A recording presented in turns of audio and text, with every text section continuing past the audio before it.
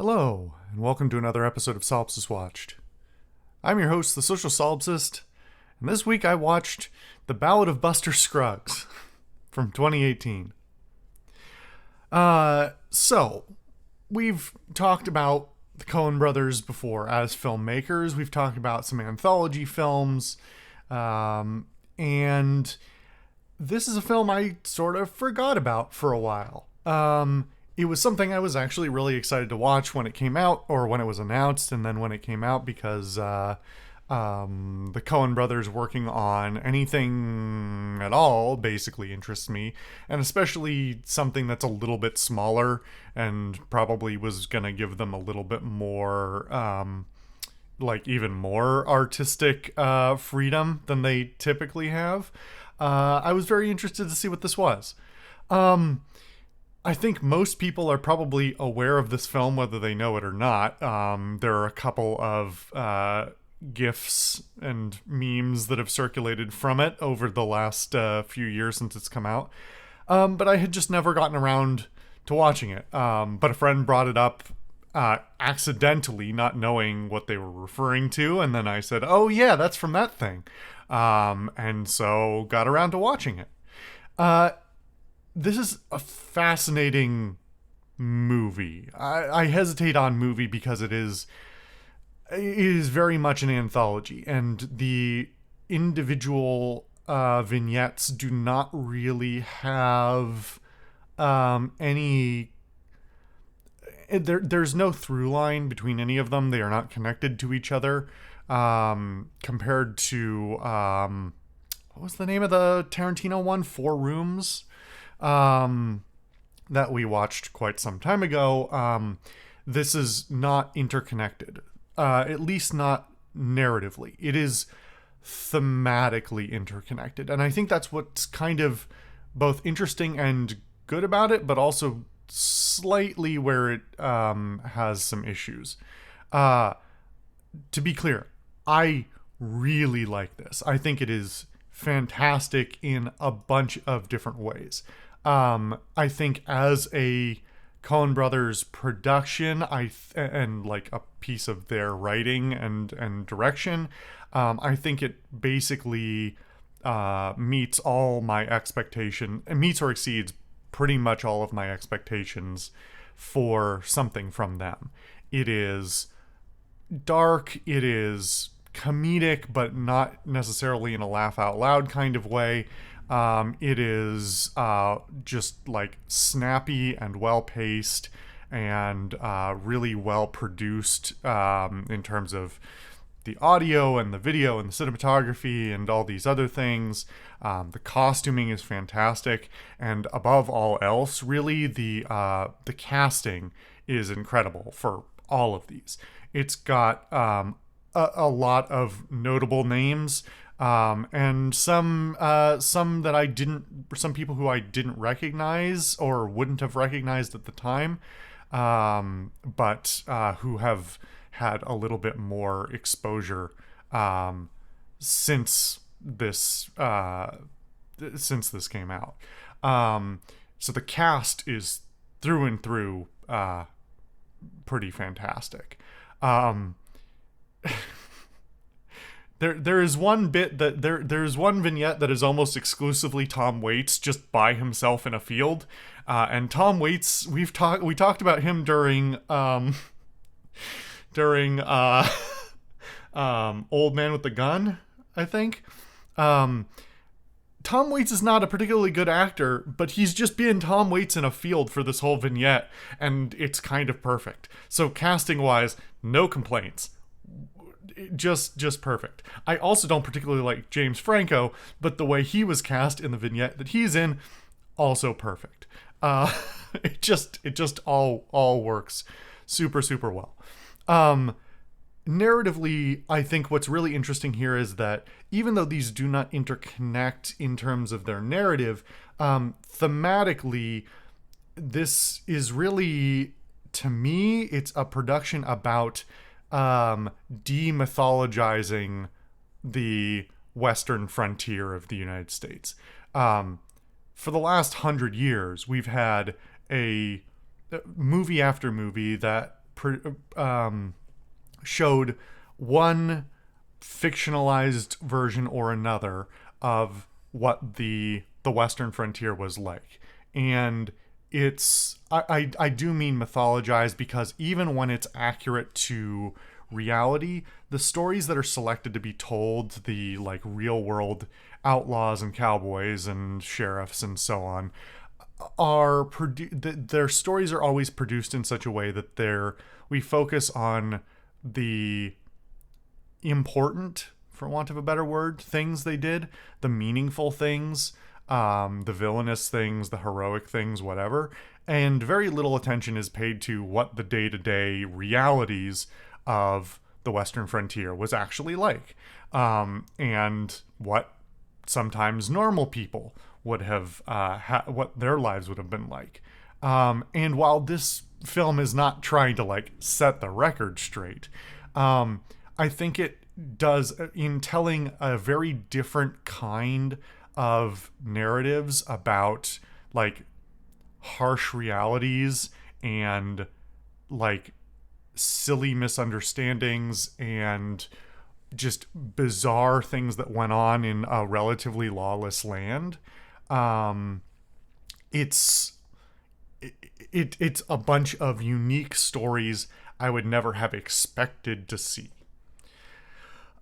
I do have to say, though, that the one thing that really does bug me is that I think it does not keep a consistent tone throughout, or even give you it sets you up for a certain kind of anthology with the first vignette, which is the Ballad of Buster Scruggs, and which is highly comedic, highly stylized, still dark, still black comedy, but like overtly comedic. And the rest of the vignettes are very light on the comedy and very heavy on the darkness. And while I think all of them are really good, I don't think that the overarching feeling sets you up fairly to expect that. And so there were more than a few moments where I'm like, oh, are we about to have a moment of levity to sort of pull this out of the darkness and the doldrums? And the answer is no. Usually the comedy in the rest of the vignettes comes from when the vignette finally ends and you get to see the whole thing, the whole like mini story that they've just told you, and the absurdity and the darkness of it is so over the top that when you see the whole picture, it looks silly. It looks funny. Not even funny, but like amusing. And that works. It works. The problem is none of this doesn't work. It all works. But because, especially in their more recent productions, the Coen brothers lean more into the comedic aspect of their dark comedy, having the overt comedic aspects be more sparing or completely missing, even for a Coen Brothers fan, may come as more of a surprise. This is like more on the lines of something like Miller's Crossing, or something that they made like 30 years ago, rather than something more modern to them. And it doesn't ruin it. Even if you ignore those expectations, I think it doesn't ruin any of the setup of a more comedic vignette followed by a bunch of very dark ones doesn't change their effectiveness, but it could have used a little bit more consistency in the up and down. If they had added one more, like, I don't even want them to necessarily change any of the vignettes that exist in this. I think they all are kind of perfect on their own. but I sort of want one more vignette somewhere in the middle to like second half of this series that gives you more of that light tone. I think actually, if they added one more vignette second to and made it the second to last one, um, if they inserted one right before the last one and made that one a bit funny, it would have at least brought the entire feeling of the set into a sort of a more, I don't want to say consistent tone, but would have given you, I think, a levity that was probably needed.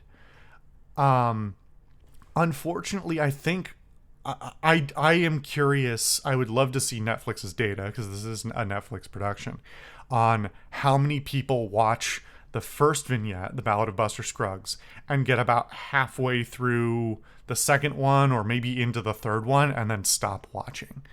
Because I could believe that the first one's is very comedic. The second one has a little bit of comedy, and I think by the third one, if people were expecting more comedy, they might drop out of it if they're not like into what the rest of what's being shown in the rest of these in the rest of the vignettes. But it's kind of great through and through. I feel bad that I almost have no more to say about this, because I don't want to talk about the individual vignettes because I'm afraid of spoiling them. They are not. I do want to say something else that interested me is they are not anywhere close to the same length as each other. Some of them are like half an hour or more long, and some of them are less than 10 minutes. I think that's what they felt like, at least. I didn't actually check the times. And because even though it's Netflix, they don't have chapter markers, so you can't like skip between the individual vignettes either. I would like to see another thing like this from the Coen brothers. I think they have probably so many stories to tell that if they had more opportunities to tell them in small scale, whether that's in terms of lower production costs or like lower budgeting, or just shorter forms, I would love to see these kinds of things continue to be produced. And whether that means more things in this sort of dark realism, dark comedic realism Western setting, or anything else. But that's a personal love for the things that they make, of course. I do I want to talk about the individual? I kind of do. I'm going to talk about each one of the vignettes without with an attempt at not spoiling any of them. So the Ballad of Buster Scruggs being the first one, is just genuinely laugh out loud hilarious. It is poking fun at the like the level of, you know, gunslinger violence that happens in a lot of the like mythos of the West. A lot of the other cinematic productions, heroic cinematic productions of what the West was like. The heroic gunslinger, and what both the absurdity of what those stories are usually like, and, you know, a counterpoint into what that reality might actually be like. It's wonderfully tight. It is written incredibly well. It is incredibly quippy. I'm killing myself right now because I cannot remember the name of the actor who plays Buster Scruggs. Oh, it's gonna kill me. Um, he's a wonderful character actor. Timothy Blake Nelson. He is wonderful in everything I've ever seen him in, and deserves incredible props for his acting in this segment.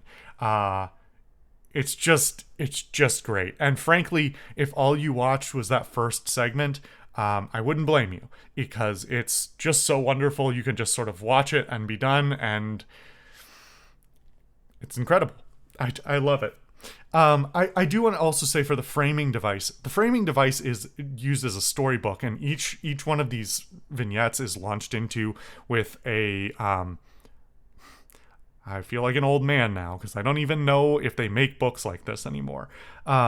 It's in the style of an older style of book that I don't see very much anymore, or haven't seen in a while, which is stories that have, either between a couple of chapters or between individual stories or something like that, they have a single page in the book that is like a nicer piece of paper, and it's got an illustration on it, and maybe with a little quote underneath it, either from the thing or describing what the picture is of. And it's supposed to sort of give you like a visual framing device for understanding either what you just read or what you're about to read. And they cut between each vignette. The setup for the second one is led into with a wonderful picture and quote that gives you the idea that you're going to get another like highly comedic one, and it turns out not quite as comedic as it appears. But the second one might actually be the weakest vignette in the entire movie, because it's leaning into a certain like comedic aspect and a sort of a comedic aspect of the characters in play, and uses the dialogue to undercut the typical story that the framing device would suggest it's about to tell, but then is immediately, like, the whole thing is undercut. It's telling an outlaw story and then shows like the reality of the outlaw story, and ends in a way that's both very funny and continues to sort of say, but that's not how the stories that we tell are not how this actually works. That production has got some, that one might be the weakest vignette, but it also has a moment in it that probably made me laugh the hardest during the whole thing. The third vignette, Meal Ticket, is probably the darkest. It is wonderfully understated and requires to fully appreciate what it has to offer.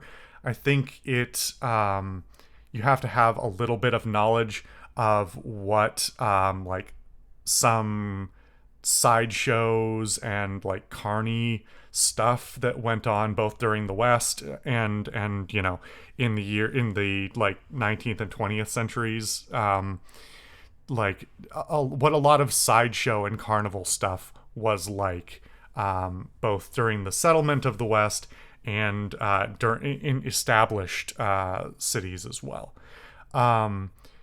It is very dark, slightly absurd. I do want to say again, another actor I don't particularly care for, Liam Neeson, who is cast incredibly well in this setting, and very believable in the role that he plays.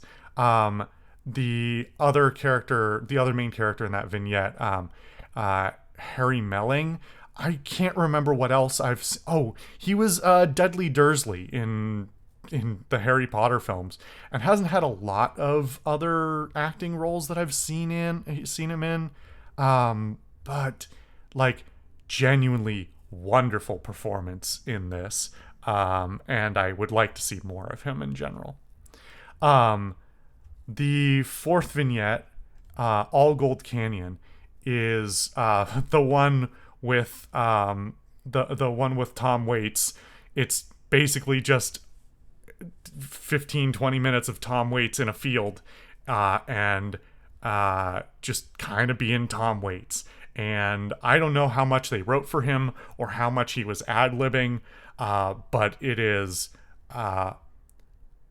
wonderfully dark, but also like it still maintains that absurd level where you can sort of get the meta comedy of it and appreciate what it's trying to say about the state of the West and the state of people in an untamed land. Well, untamed has connotations that I don't like, because this movie does not really address very much the realities of the Native Americans being extricated from their lands, but that's neither here nor there.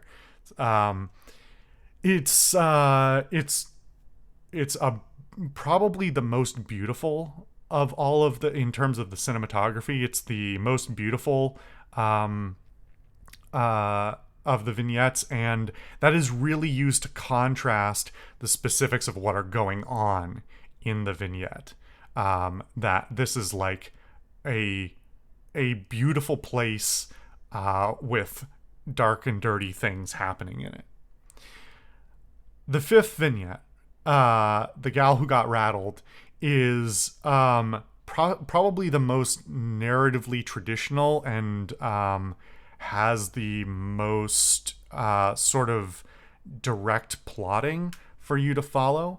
It is also probably the one that is the most grounded in a reality of what is it like for people or families or family members to travel across the West. And while it's not trying to like give you a realism, like a realistic view of that time and place and what that was like, it is a lot more about saying like the narrative that we see is very unreal, and especially for somebody who was not a wealthy white business person. This was a struggle in a whole bunch of different ways. The conclusion of the narrative is very like, it is really where it hits on the dark comedy of undercutting itself, while the main narrative undercuts sort of the mythology of traveling across the West. The ending segment sort of undercuts the whole idea of the story that they were telling within it, of what people's options were and what the threats and realities of that travel was like, and really just leans into a sort of darkly silly ending. The very last one, the sixth vignette, I think is the one I may have to go back and rewatch a few times, because it is it might be my favorite. It is very much in the form of like a one set play, something that like Samuel Beckett would write or something like that. It is a single room kind of thing, a bunch of unique individuals who all are acting their asses off, and talking to each other at each other about things that each other don't understand or aren't interested in. It is a microcosm of like the things that can be done with a very limited set and a very and nothing more than like mostly verbal acting, while also leaning into the absurdity of like not every disagreement in the West turns into a gunfight. Like not it's not all like individual. It's not all like one side versus the other factions. It's like the diversity of opinions and the diversity of people who were or could be present at any place or time, and the pettiness really of normal people, and how they can be blind to each other's realities is really on show in a wonderful way, and the overarching framing device that is only sort of revealed as you go through the whole vignette is, I think, a nice ending, a nice conclusion to the whole movie, but like also is just kind of, it's kind of obvious if you've watched, I think, enough things of that nature, enough plays or other short form things that use this same sort of framing, but also puts enough of a twist on it that it's appreciated and fresh and a little bit new, and puts enough of there's enough of a twist there to make it something all its own. Anyway, I've now gone on too long about all of this. I really like this.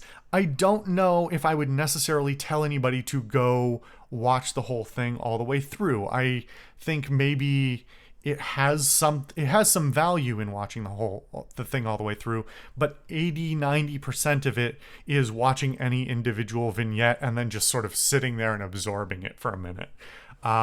Because I think they are all uniquely entertaining and uniquely valuable and say something a little bit different. And I'm sure I'll end up going back and watching probably all of these, but probably not the whole thing all the way through. I'll just have to come back to individual ones and go, oh yeah, that was that one. All right.